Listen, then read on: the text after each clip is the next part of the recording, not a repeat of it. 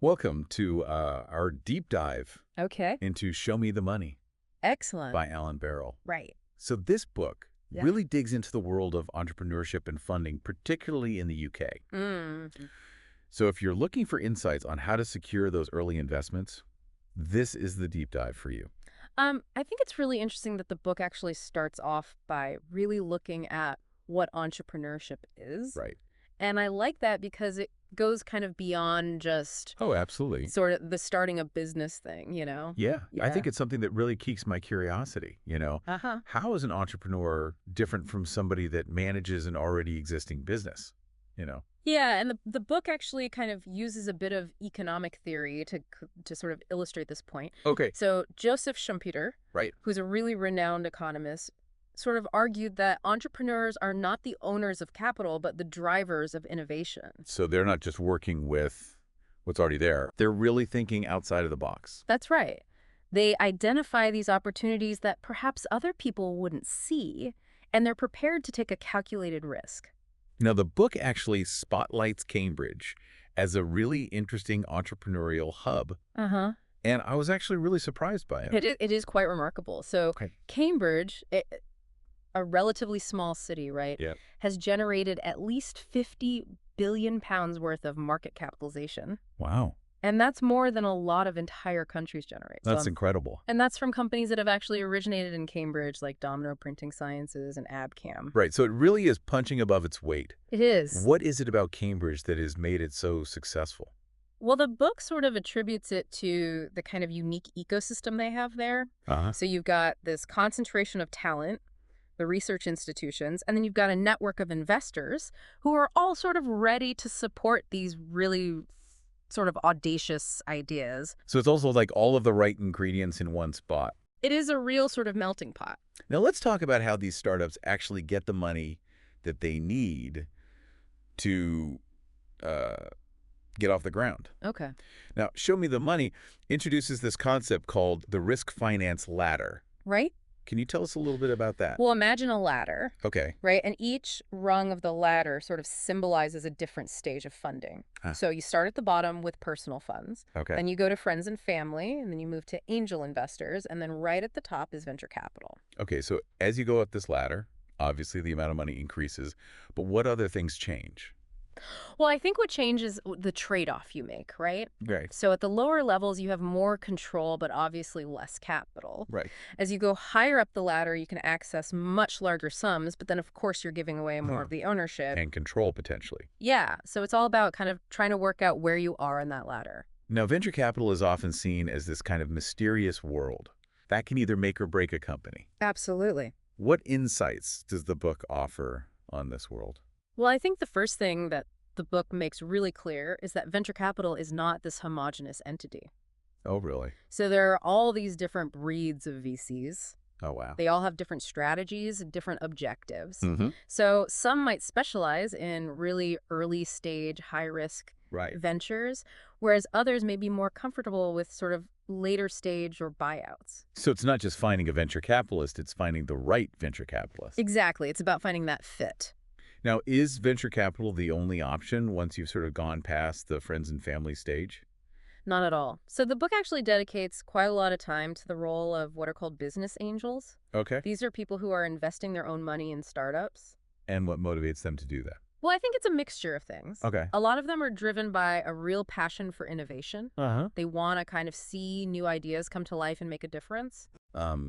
I guess they want to be a part of that journey. Exactly. And interestingly, the book actually reveals that angels who have got relevant industry experience actually do much better than those who don't. So it's not just about having money to invest, it's about knowing the area that you're investing in. Exactly. Experience really counts. Now, we've talked about venture capital, we've talked about business angels, but what about crowdfunding? Oh, yeah. So the book recognizes the rise of crowdfunding. Right. And it sees it as a really democratizing force Right. because it allows a much wider range of people to invest in startups. Okay.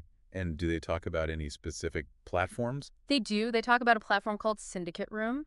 Okay, and what's interesting about that? Well, what's interesting is that it partners with established business angel networks. Oh, okay. So rather than just having a crowd of individual investors, you have lead investors who are actually setting the valuation for the startup. Right. So that gives it a little bit more um, structure. Yeah, a bit more grounding. So lots of options beyond just those traditional bank loans or absolutely. Venture capital. Definitely. Now, one of the things the book emphasizes is this idea of getting the basics right, Right. right from the start. Absolutely. Yep. So company formation establishment needs to be done really professionally. Okay. You need to make sure everything's legally compliant, Right. that your accounting systems are sound. So it's about having those strong foundations in place. It is, and Yeah. actually taking advice from experienced people like lawyers and accountants. Right. So what are some of the key takeaways you got from the book about negotiating with funders? Well, the book basically says that your bargaining position is at its strongest when you've got time on your side. Oh, okay. So don't wait until the last minute. Don't leave it till you're desperate. Don't leave it till you're desperate. Seek funding when you don't necessarily need it right now, Right. because it can be a long process. And what about the difference between debt and equity financing? Well, show me the money really spells out the difference between these two main avenues. So equity financing is where you're selling a bit of your company. You're giving people a stake in the business. Okay. Debt financing is where you borrow money, Okay. which has to be repaid. Right. So with equity, you're sharing the potential rewards, but also the risks. Exactly. With debt, it's more of a fixed obligation. Yeah. Now, the book also really emphasizes the need for a well-structured business plan. Uh-huh. Why is this document so important? Well, I think the point the book makes is that it's not just about pleasing investors, right? Right. It's a really valuable exercise for yourself Okay. because it clarifies your direction, maps out your strategy. Makes you really think about all the detail. And exactly, and it forces you to really articulate what you're trying to achieve. So it's not just a document, it's a process. It's a process of thinking. Now, I'm sure our listeners are keen to know how to pitch to investors in a way that really captures their attention. Right. What did you learn from the book about this crucial aspect? Well, it basically boils down to this interplay between substance and style, right? It's not just about having a flashy presentation. Right. It's about really understanding your audience. So do your research know who you're talking to? Exactly. Know their interests, their motivations, and then tailor your pitch to show how you meet their needs. So almost like customizing a product? Yeah, like a bespoke pitch. Okay.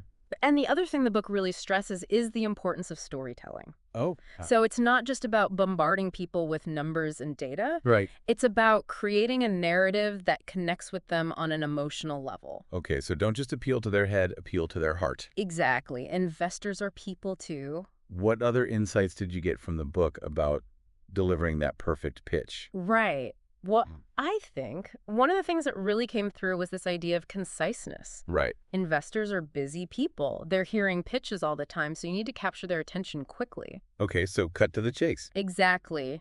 Use short, impactful sentences, strong verbs, vivid language that really paints a picture. Almost like you're creating a movie in their minds. Yeah, a little mini movie. And the other thing is, Okay.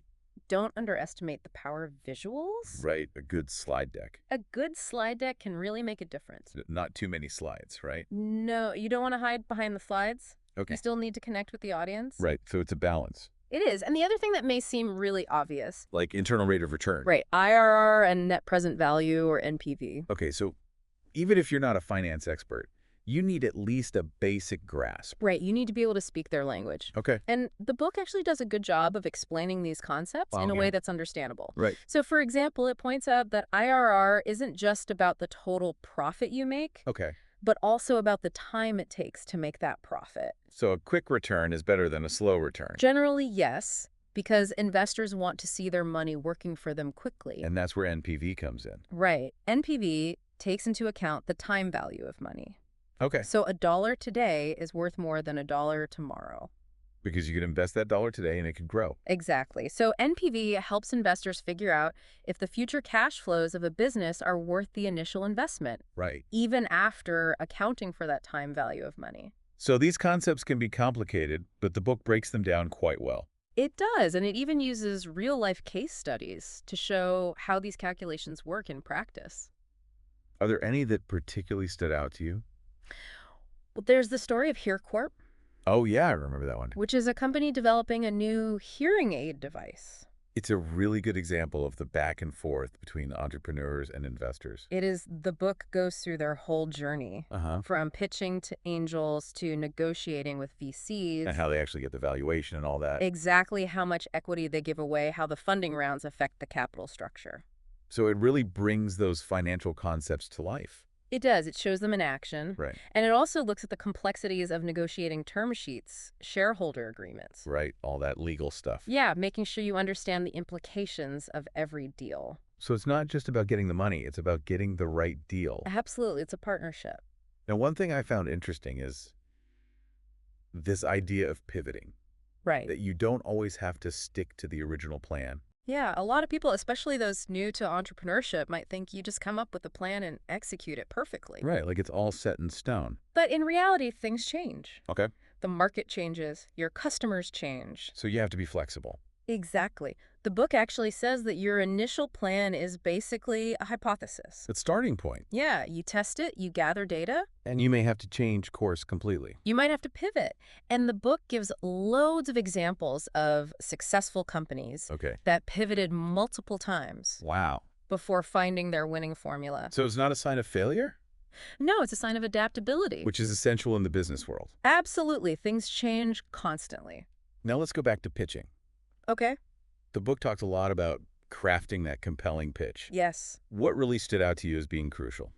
Well, the first thing is knowing your audience. Okay. It's not about having a one-size-fits-all pitch. So you tailor it. You tailor it to each investor. How do you do that? Well, you do your research. You find out about their investment history, Okay. their risk appetite, what kind of companies they like to back. And then you show them how you fit into that. Exactly. You present yourself as the perfect match. So it's like a customized product again. It is. It's about understanding their needs. Okay. And the other thing is the importance of storytelling. Oh, right. We touched on that before. It did, but it's worth repeating. Okay. Because it's so important, you need to create a narrative that captures their imagination. Right. So they're not just looking at numbers. Exactly, make them feel something. Okay. So appeal to their emotions. Yes, because at the end of the day, investors are people too. They're not robots. Yeah, they're driven by emotions as well as logic. What else did you learn about delivering a pitch that really makes an impact?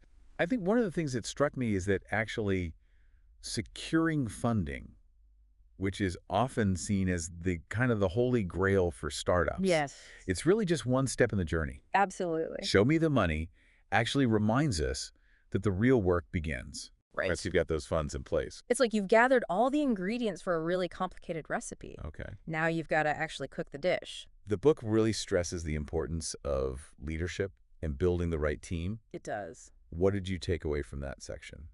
Well, I think the point it makes is that as a company grows and evolves, the demands on the leadership change as well. What works for a small, nimble startup might not work Right. for a much larger, more complex organization. And I think what's interesting is that it suggests that sometimes the founding entrepreneur Oh. might not actually be the best person to lead the company through all its different stages. That must be a difficult thing for some founders It's a different. to accept. Yeah, but it's probably a reality for a lot of companies. So what advice does the book give for kind of managing that transition? Well, it talks about the importance of bringing in experienced executive Okay. that can kind of complement the founder's strengths and take the company through these different stages. So it might be hiring a new CEO. It might be building a strong management team. It could be setting up a board of directors. Yeah. And the book also talks about non-executive directors, Right.